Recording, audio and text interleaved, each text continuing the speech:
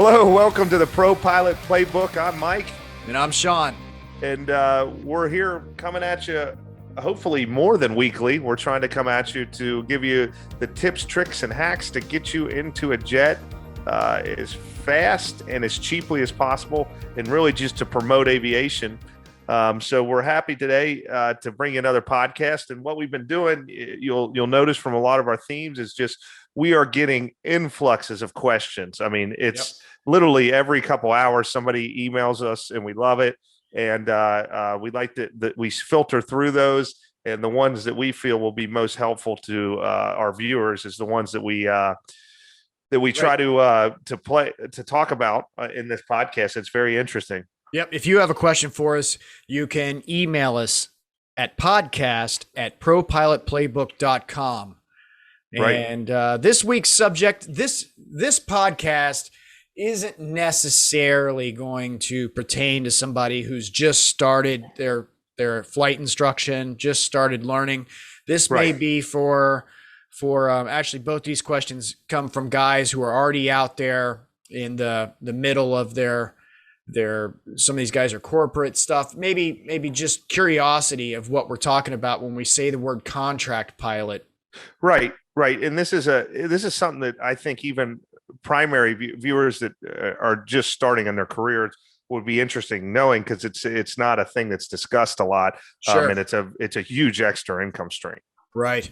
Yeah. And it happens all day long, every day. There are contract pilots out there flying trips for Part 91 companies like corporate operators, or even Part 135 companies, and also at the airlines. I know that sounds crazy, but we can get into that in the podcast here.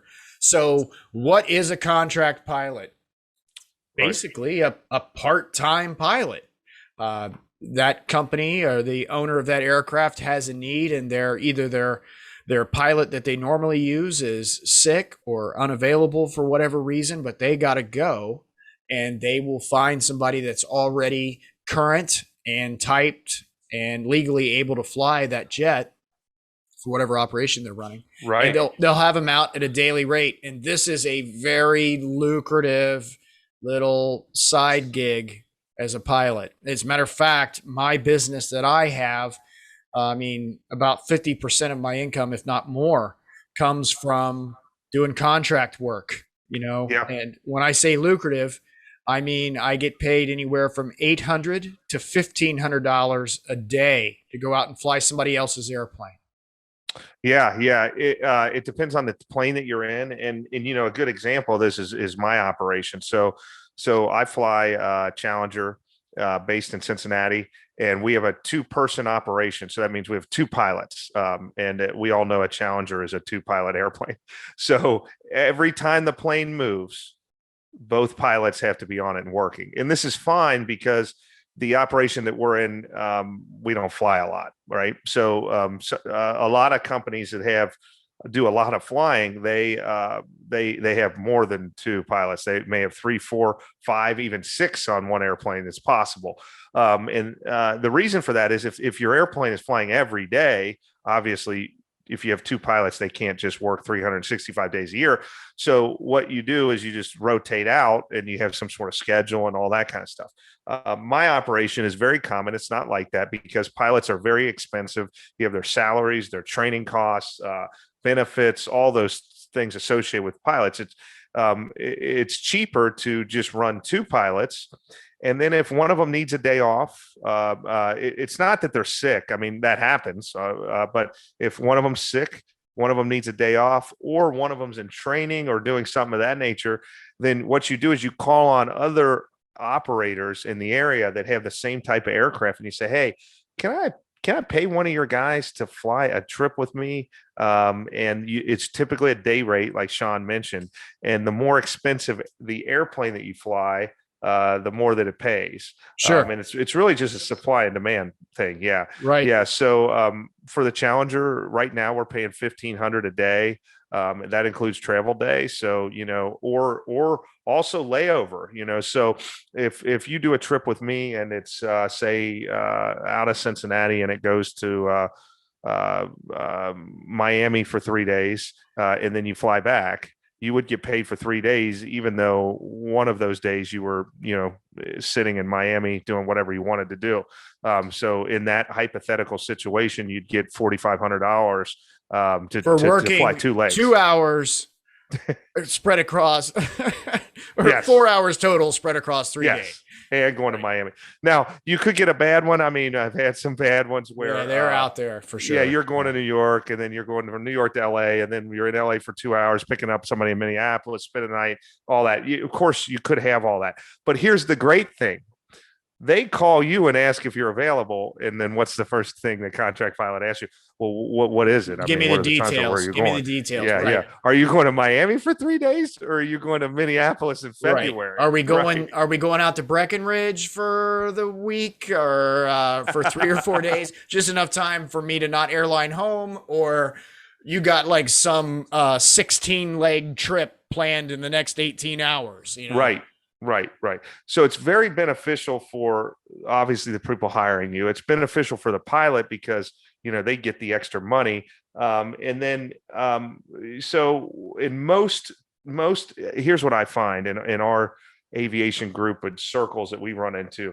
So yeah, your employer paid for all your training in that expensive airplane, and then you're personally getting paid extra for that.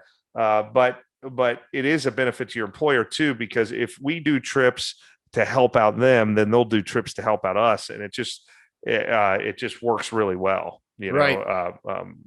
And then there's forums online for the I hate to interrupt you, but yeah, go ahead, man. I think we ought to give the people the credit for writing us in the questions. Let's go through the questions, because we can then we can get into some of those nitty-gritty details. Yeah, I have a couple things I wanted to mention, just looking at Eugene here. Okay, yeah, read his question. All right, I'll do his first then. And technically we should do his first. Eugene, I apologize. It's taken us this long to get to your podcast. I'm looking to get you on here, but we're doing multiple questions, I guess. We have more than one person asking about us, is what the idea here is. And Eugene sent this in almost a year ago now. Sorry, Eugene. It's March of 2022 and right now, and Eugene sent this in April of 2021. All right. Greetings. Thanks for putting together a great podcast. Really great information. I wonder if you might be able to help me with a few questions I'm struggling to find answers to. My last gig was for a Part 91 management company flying PC-12 single pilot. And I also occasionally picked up trips on our Citation XLSs. I've got about 2,500 hours total time and 420 hours in the PC-12. I've also flown for a couple different carriers doing 135 freight, also single pilot. I haven't flown since November 2019, but I've got time now to do some part-time flying, and I'm looking into freelancing, which he means contract work. Yep. To be honest, I know very little about how to get into the freelancing game. I've always worked in an employment role at my previous operators. I'm heading to flight safety next month for recurrent in the PC-12, but I'm not sure what steps to take after that. I'm hoping you might be able to provide some mentorship or steer me in the right direction. I'm wondering how it all works in a general sense. After I get current, do I reach out to staffing agencies to find me trips? I'm only able to take maybe one trip per week right now, so I'm not expecting a full-time load. Anyway, you guys seem to have a lot of background in the industry, so I thought I'd reach out and ask. I'm not sure how viable the freelancing thing is. I'd hate to drop $8K on training and then find out that I'm not getting many trips. Any advice you would have would be much appreciated. Thanks again for the podcast. So, Gene, sorry, you've either already spent this money or haven't, and now you're due for another recurrent at this point. But so most guys don't, in what we're talking about here, by and large, I'm not saying it doesn't happen, but most guys are probably not out there, spending their own money on a recurrent, right, with just the chance of contract work coming along. Right. Now, I do pay for my own recurrence in a couple of my type ratings, but I also know that I have 15 customers waiting in the wings that are constantly calling, wanting me to come fly their airplanes. Right. That's a little different Right. situation. You just going into it with the potential possibility, that's probably not the best way to go. Yeah, I mean, he needs to research the market for the Right. PC-12 in his area and make sure there's trips available. Yeah, yeah. And maybe try to talk to some of those operators and say, hey, this Exactly. is what I'm thinking about doing. What's your appetite for this? And I know guys that have worked out actually with other operators. If money's tight, in his position, you say, okay, a PC-12 recurrent is whatever. So let's say it's 10 grand. 8 grand, And evidently. is that what he just Yeah, said? he said 8,000. 8 grand. Yeah, Yeah, that's right. 8,000 on training. So maybe you could get an operator of a PC-12 to pay for it, and then you guarantee that you'll fly for them 8 days a year for free. Yeah, that's So I've typically seen what those. happens. That you have an employer who doesn't care what you do on your off time. And this isn't everybody. Not all employers are cool with this whatsoever. Right. You got to have that right situation, like Mike was getting ready to get into. I don't even. Mike, does your guy allow you to, once you running around doing stuff like that? As long as you have to be careful that it doesn't affect the company schedule, but a lot of this last minute stuff, a guy calls in sick at another operator, we know we're not doing anything because, on a 2-man operation, if I go fly for somebody else, the plane is a paperweight, right? Because then, but yes, he does. Now you will run into some big companies that they feel if you go fly for somebody else and then something would happen, an accident or something, that they could be liable for that. Right. So some of the larger operators will say, we're not allowing you to do this type of work. Right. But by and I would large, say, at a 135 operator or like a charter company or a 121 operator, an airline, it's strictly prohibited. You are not going to find one of those companies that allows you to do any kind of flying for hire on your off time. I mean, there might be some certain exceptions if you are into skydiving or something and you fly the jump plane every now and then, that kind of stuff you could go to your management or your chief pilot and talk to about. But being out there doing contract work with somebody else's airplane, that's not going to happen. This is more something that happens in the Part 91 world, in the corporate pilot world. And like in Mike's situation, I'm just guessing, Mike, but one of the things that would make it okay for your guy is the same guy that's over there helping you out when you need a guy. You tell your principal, your boss, hey, they need help. This is the same guy that's been helping us out. Do you mind if I go do a trip with them? You got anything on the schedule? Absolutely. And he's going to be like, oh yeah, fine. Cause he knows that it's going to, benefit him. Yeah, absolutely. And this is all checked out through insurance and we make sure everything's legit, as far as that. One, I can tell you, Gene, because, this is a major part of my income, a great resource for this. And you just mentioned their name in your email, Flight Safety, which is where you're doing your recurrent. Talk to, when you get to Flight Safety, or you don't even have to, you probably, the instructors out there, and call out there to your program manager of the PC-12, wherever they do that at, I'm not sure, but and ask them, you can have your name put on a list of guys that are available for contract work. And then what happens is, a lot of time when these guys get really hard up for pilots, they'll call out the Flight Safety saying, hey, we need a pilot. Then they reference this list of guys that their Flight Safety already has.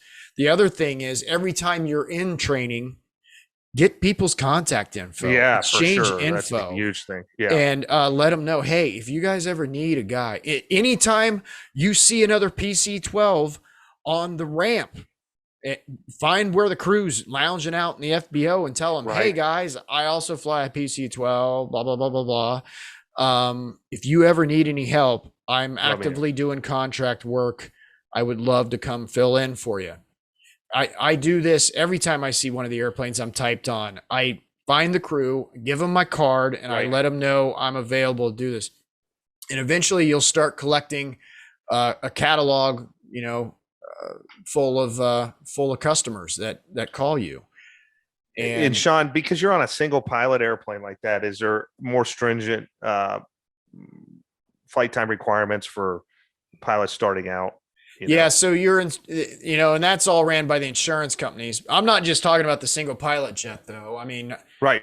Yeah, I get it. But this guy's flying a Pilatus. Yeah, the PC-12. Yeah, so the PC-12 is a single pilot turboprop aircraft, and yes, the insurance companies. But he was already flying it. The guy's got 2,500 hours total, 400 in type. That's pretty good. I don't think that he's going to have a problem there. No. And he was already on somebody else's insurance, flying at single pilot. So I don't think that's going to be an issue. He's good. Yeah. Yeah. But the other big resource is there's probably on Facebook a PC-12 pilots group. These guys that own these airplanes and love them. Huge resource. Yeah, they like to get on Facebook and talk about them or whatever. I know, like Mike just mentioned, the Premier Jet. I mean, there's a Premier Jet pilots group, and it was started by the program manager of flight safety, and they only built 300 of those airplanes. I think there's only, I don't know, in the United States, a little over 200 of them. Whatever, but everybody that is in one of those jets is on that Facebook group. I swear every one of us are on there, and somebody has one problem, everybody knows about it, as far as like something going wrong in the airplane, so it's a great resource anyway. But the other thing that happens is every time somebody's in a bind and needs some help out there with contract work, it shows up on that group as well. So get yourself on one of those type things. But I don't even know that the PC-12 is that great of a, because it's a single pilot thing. It leads me to believe it might be a great contract, nice cash cow in the contract world. That was one thing, like that Premier Jet was a single pilot jet, and there's not a ton of them like the CJs. So it's kind of a niche, little niche thing I got going on, I got a buddy flying a G500, and that thing's brand new, and a type rating in that is like, it's six figures. I don't know. It's a lot of money. And there's only one sim, and it's really hard to get into. And these guys are short people all over. And he's like, they're paying ridiculous amounts for contract flying. Yeah. So, I imagine. Yeah. So it depends on the plane you're on, but maybe a Pilatus is really good. I don't know. Yeah. I'm not sure either. Yeah. But, I wouldn't get, I guess my final 2 cents on this, Eugene, before we read the next question, because you're in a different boat here.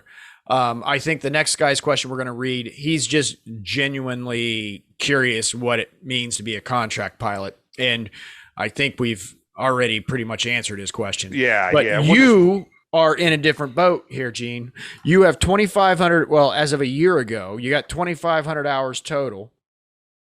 And you've bounced around a little bit with a Part 91 company, a couple different 135 freight operators. I did the same thing. I've got a lot of time flying checks, which aren't even flown anymore. I've a bunch of time in a Caravan, flying FedEx, UPS, and DHL freight in the middle of the night, single pilot. I'm assuming you did something like that. But you have got the time to not mess with any of this.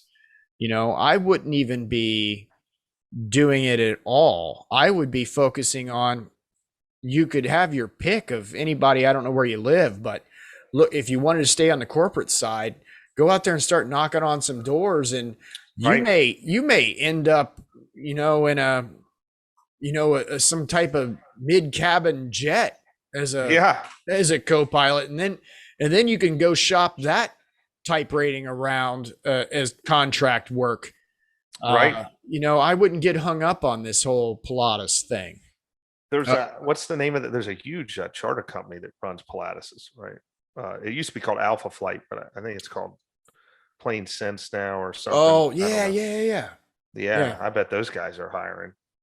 Yeah. Well, that Wheels Up had a bunch of those too, didn't they? Or would they have? They have They the had King Pilatus. Airs. Yeah, a lot of Well, I King know they had Airs. King Yeah. Airs, but I thought I Maybe saw they some. did. I thought I saw some the single turboprop stuff too. Yeah, Maybe that's a not. cool I don't airplane. know.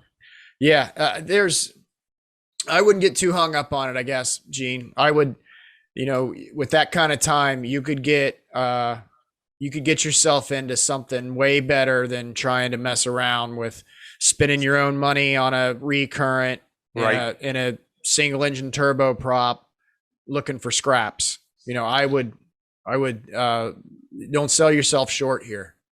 Have you seen that Pilatus jet? Man, that thing's pretty sweet. It can like take off on grass and stuff. Yeah, I Yeah, I have. Yeah, that thing's cool. it's going to be another well wait, it's single It's like single called engine. like a PC-24 or something. It's a business jet. But it's this is that the one that looks that's not the single engine thing. It doesn't look something like that Vision No, jet. I think it's got 2 Williams engines on it or something like that. Okay, But all yeah, right. yeah, they're real expensive for what they are. But Yes, yeah, it seems like a cool okay. airplane. Yeah, that thing has the 2 Williams engines on it, and it's actually got. I do know a little bit about this. It's actually got something really cool. It can run the starboard engine, the number 2 engine, at this thing called, I think they call it whisper mode or something. Yeah, it's like so APU. it runs it at like half of the idle N2 speed, which is the inner turbine speed. Yes. So it's just barely got enough fuel trickling in there to keep the motor running. So it's real quiet, and it's on the other side of the airplane from the cabin entry door. So now it's like an APU. So you can run your electronics and your environmentals to keep it cool or hot in the summer or winter.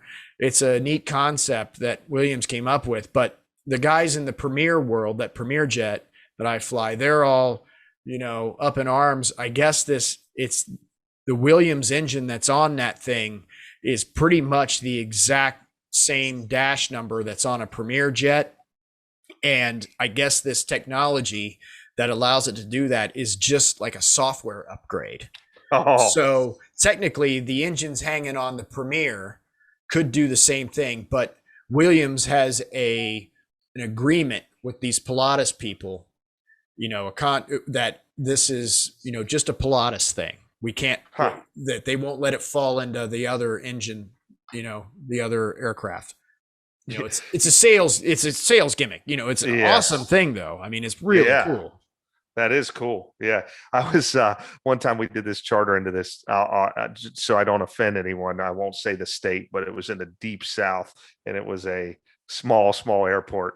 And these guys working in the airport, these kids, man, they haven't seen a jet before. But the one was telling me, we don't get many jets in here. We do get a Pilatus in here every once in a while. A Pilatus. A Pilatus. So every time everyone talks about a Pilatus, I think of that guy, man. That's good stuff. But I'll read this other just to make sure we got everything on here. This is from Nick Connor. Hey, Mike and Sean. My name is Nick Connor. I'm 25 years old. A few months ago, I left the military after 6 years of service. Thank you for your service. I was stationed on an aircraft carrier for a while and love watching the jets get catapulted off the boat. It meant a lot. I met a lot of the pilots from the squadrons on board, and they all agreed with you about getting the training knocked out as fast as humanly possible. Right now, I work in tech doing some programming work, but I'd like to transition into flying corporate. I recently discovered your podcast on YouTube, and I've watched episode 24, Lifestyle of a Corporate Pilot. You touched on contract work and making some extra income. Could you expand on that subject more?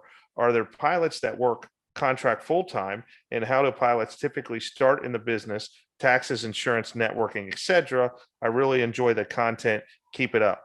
Great question.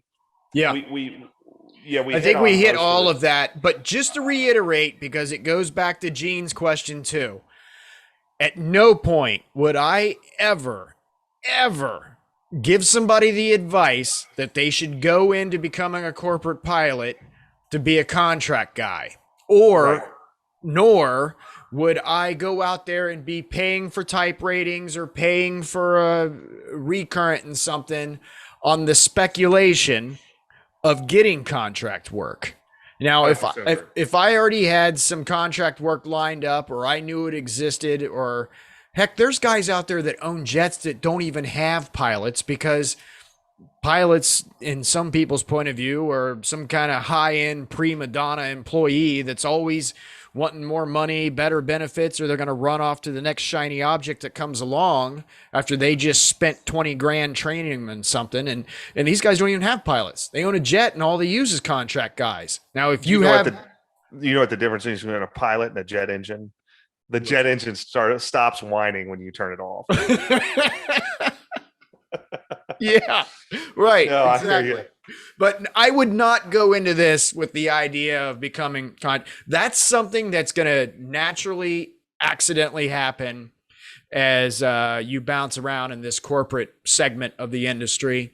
Right. And you collect type ratings, and you, back to the accidentally portion of it, you have a principal, that's what I call him, your boss, the owner of the aircraft, that doesn't care if you do this, or maybe he only flies. That's how I got into it. It was a complete accident. I had a principal who only used the airplane once or twice a month. He knew that wasn't a lot of flying, and he straight up told me, hey, yeah, if you can do it, go out there and fly all you want. I'd rather keep you current and keep you, out there flying more and experienced. So he encouraged it. I would say that's on the rare side of things, and then I realized what a little, gold mine it was, and I started kind of morphing things around it. But I was already experienced. I was already typed. I mean, that Premier jet, I mean, there's probably 4 guys on the planet, maybe 3 guys on the planet that have more time in that machine than I do. So I already had a huge network I could plug myself into it immediately. Right. No point should someone that's their desire, their end game of their career. That's an accident that happens along the way. I 100% agree. And I think that's kind of what he's getting at here at the end, asking about wages, insurance, and all that. So yeah, it would be difficult. You would have to do this on your own. To answer Nick's direct question, you'd get paid with a 1099. And then, although you would make a lot of money per day, you'd have to pay for your training and your health insurance and all that stuff. So think of contract flying as a lucrative perk of an existing job that you have paying, where you can double dip. Basically, your employer is paying for your health insurance and your training and all that. And then on the side work, you go off and fly for these other companies and make extra money. Well put. And and at the end of the day, it helps out everyone, including your current employer, because it gives them goodwill on their part to use some of these other guys, and keeps you current, like you said, Sean, in an operation where you don't fly too much. It gives you the ability to fly other airplanes with other operators and find out what they do differently. The whole thing about it's really pretty good. And as long as everything's checked out with your insurance company and everything's on the up and up there, there's no real risk. So, this is a fun thing to talk about. And this is. Yeah, I'm sorry. I interrupted. I thought you were and it gives a lot of the viewers, even though they're not at this stage in their career yet, they can say, well, this is a way to look at potential extra income streams when you're looking at those wages because airline pilots can't do this. So when you're looking at corporate pilot pay versus airline pilot pay, it's a little bit of a hidden thing where you can make extra money. Right. Of course, with the airlines, you can pick up extra trips too. So you can do overtime at most airlines anyway, but it's just an extra thing. Yep. Yeah. This is, if there's anybody out there that is already doing this or sees the potential in this and whatever, I do have extensive experience in this, years of it with multiple customers. There's, if you are trying to make this part of your living, there are some other steps you need to take, like creating a tax entity and having a pilot services agreement that everybody needs to sign. If you're doing it more than just on a one-off here or there are some things you want to do to protect yourself financially and legally that I can help you with if you email us, but that's way too much to get into right too here. Too far in the weeds for our viewers. Yeah, it gives our viewers a peek into that world, and keep the questions coming, even how minute or intricate they might seem. Like this particular question, we'd love to answer it for you. Yep. If you have a question that you'd like to submit, you can email us at podcast@propilotplaybook.com, and hopefully we'll get to it and answer it on the show here, like this one. Don't forget to like and subscribe our There you channels. go. Yeah. Some guys We slide never that tell in. people that. Some people like tell people 18 times in every video. We never say Yeah, I that. know. Yeah. I know. Good. But we never say it. So since we're saying it now, please do it for us. Thank you. Yeah, there you go. Right. All right, folks. Thanks for tuning in. We'll see you next week.